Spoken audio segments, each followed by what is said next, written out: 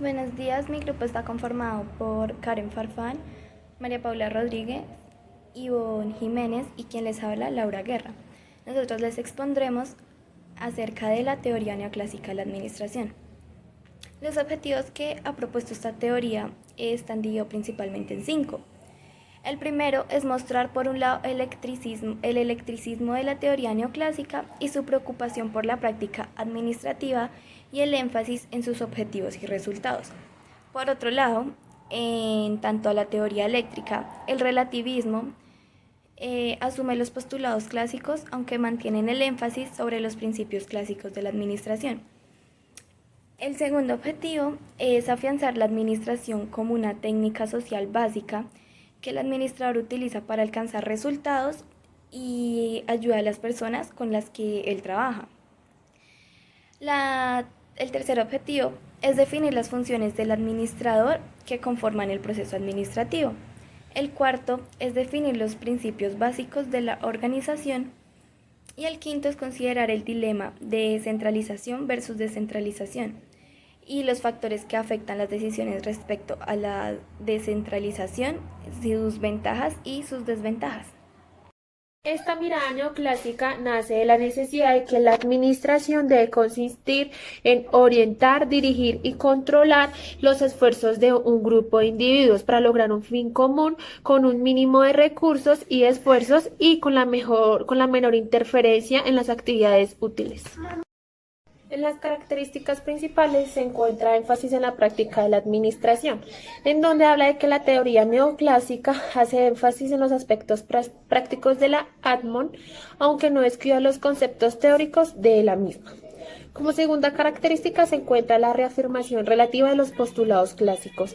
Esta utiliza los conceptos clásicos de estructura organizacional, lineal, funcional, staff, relaciones de línea y asesoría. También problema de autoría y responsabilidad y departamentalización. En la tercera característica se encuentra los énfasis en los principios generales de la administración, en donde define la manera como el administrador debe planear, organizar, dirigir y controlar el trabajo de sus subordinados. Entre otras características encontramos la disminución de la mano de obra, crecimiento horizontal, mayor automatización en sus productos y rígida estructura de dirección.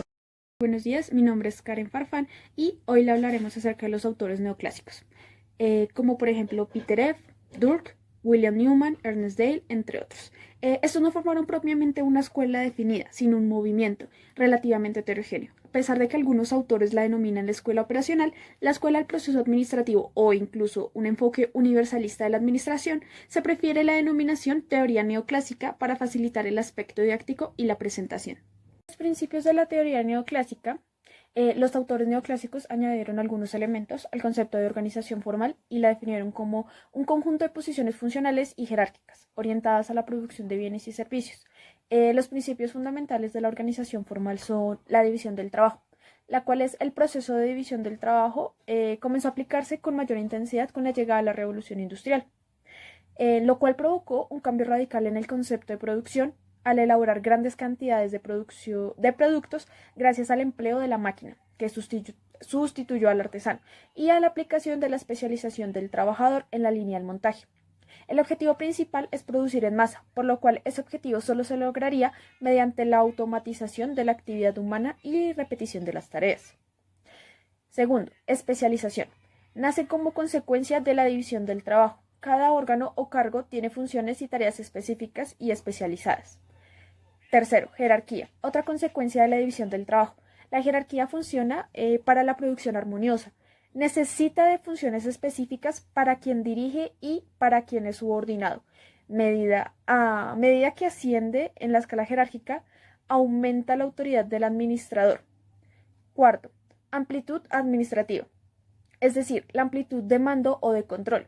Indica el número de subordinados que el administrador puede supervisar. Actualmente, las organizaciones tienden a aplanar y a comprimir la estructura organizacional para acercarse a la base y la cúpula y mejorar la comunicación. Las necesidades que se buscaron satisfacer en esta teoría se clasifican principalmente en adecuación de las técnicas y en formulación de principios. La adecuación de sus técnicas de eficiencia a los cambios tecnológicos y a los nuevos sistemas autónomos y también a los procedimientos y principios de dirección a la mayor cantidad de miembros y de fines que tiene la organización. La formulación de principios de estructura y de control posibilitaban la dirección de las organizaciones y asimismo facilitaban la autoridad funcional para entender los múltiples fines que tenía la organización.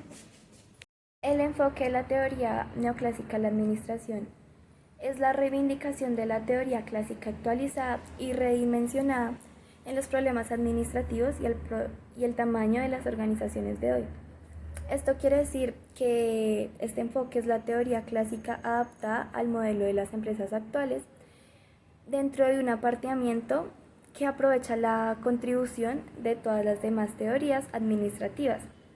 Y este consiste en identificar las funciones de los administradores y, por otra parte, en deducir los principios fundamentales y la complicada práctica que tiene la administración. A continuación les hablaré sobre las ventajas y las desventajas. Una de las ventajas es que ofrece mejores resultados a las pequeñas empresas. Además de eso, posee una estructura simple y se comprende fácilmente. También busca maximizar la productividad y el rendimiento para la organización.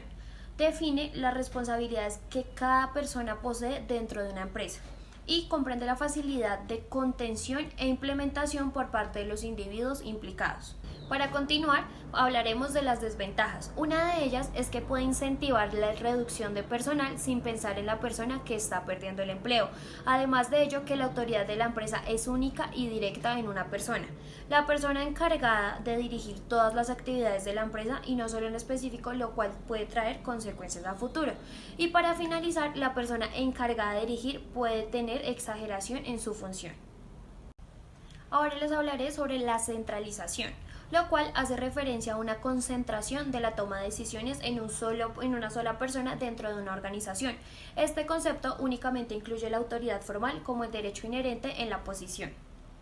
Descentralización es la forma jurídica en la que se organiza la administración pública, entregando autonomía orgánica y técnica a departamentos o ministerios o, en muchos casos, instituciones u organismos que no se encuentran bajo la autoridad jerárquica directamente de la administración central del gobierno.